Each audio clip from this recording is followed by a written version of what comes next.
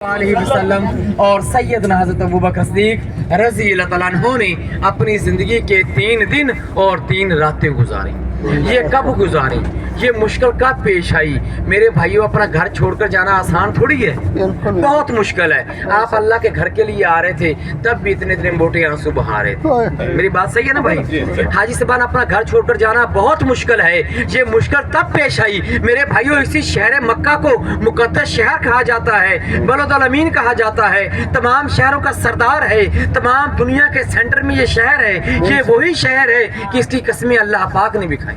میرے بھائیوں، میری بہنوں، اسی شہر مکہ میں نبی پاک صلی اللہ علیہ وآلہ وسلم نے ظاہری نبوت کا امر آنے سے پہلے 40 سال گزارے۔ کتنے سال گزارے؟ 40 سال۔ وہ جو 40 سال کی زندگی تھی، بہت بہترین زندگی تھی، آسان زندگی تھی۔ اہل مکہ کے لوگ، مشرکین مکہ، کفار، اسی شہر کے لوگ نبی پاک صلی اللہ علیہ وآلہ وسلم سے اپنے بڑے بڑے فیصلے کروایا کرتے تھے، صادق اور امین مانتے تھے، اپنی امانت رکھوایا کرتے تھے۔ لیکن جب اللہ پاک نے نبی پاک صلی اللہ علیہ وآلہ وسلم کو اپنا نبی مقرر کر لیا تو اللہ پاک کی طرف سے حکم ہوا کہ اے میرے پیارے نبی، اہل مکہ کو، مشرکین مکہ کو دین اسلام کی دعوت دیجیے۔ تو نبی پاک صلی اللہ علیہ وآلہ وسلم نے اہل مکہ کو، مشرکین مکہ کو صفا کی پہاڑی کے گرد اکٹھا کیا۔ ماشاءاللہ آپ سبھی نے عمرہ کیا ہے۔ ایک طرف صفا کی پہاڑی ہے اور دوسری طرف کون سی ہے؟ مروہ کی پہاڑی ہے۔ تو اس طرف والی پہاڑی کے گرد اکٹھا کیا۔ کن کو؟ اہل مکہ کو، کفار کو، جن میں 2 چچے بھی شامل تھے، ابو لہب اور ابو جہل۔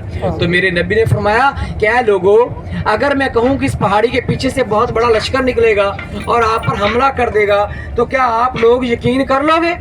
تو اہل مکہ کے لوگ یک زبان ہو کر بولے، ایک زبان ہو کر بولے، جی ہم یقین کر لیں گے، آپ سچے ہیں، صادق اور امین ہیں۔ سبحان اللہ، سبحان اللہ۔ تو میرے نبی نے فرمایا کہ پھر پڑھ لو لا الہ الا اللہ محمد الرسول اللہ۔ اللہ ایک ہے، اللہ ایک ہے، اللہ تعالیٰ کی طرف سے بھیجا گیا۔ میں آخری نبی ہوں، مجھے اللہ کا آخری نبی مان لو، اللہ کو ایک مان لو اور دین اسلام پر ایمان لے آؤ۔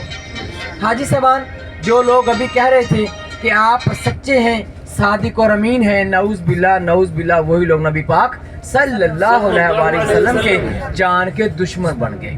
نعوذ باللہ، پہلا پتھر چچا کی طرف سے مارا گیا، ابو لہب کی طرف سے مارا گیا، تو آیات نازل ہوئی کہ ابو لہب تمہارے دونوں ہاتھ ٹوٹ جائیں۔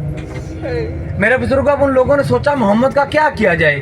اگر محمد کو مکہ سے نکالا، محمد جہاں بھی جائے گا ہم پر ہیوی ہو جائے گا، کیونکہ لوگ دن بدن اسلام قبول کرتے جا رہے ہیں، ہم بعد میں محمد کا مقابلہ نہیں کر پائیں گے۔ نعوذ باللہ، ان لوگوں نے ارادہ کیا کیوں نہ محمد کو قتل کر دیا جائے۔ انہوں نے اس خطرناک ارادے سے رات کی تاریکی میں، رات کے اندھیرے میں نبی پاک صلی اللہ علیہ وآلہ وسلم کے گھر کا گھیراؤ کر لیا۔ نبی پاک کا گھر کدھر تھا؟ آپ جب صفا مروہ کرتے ہیں تو آپ نے بیت اللہ خانہ کعبہ شریف کی طرف نہیں جانا، آپ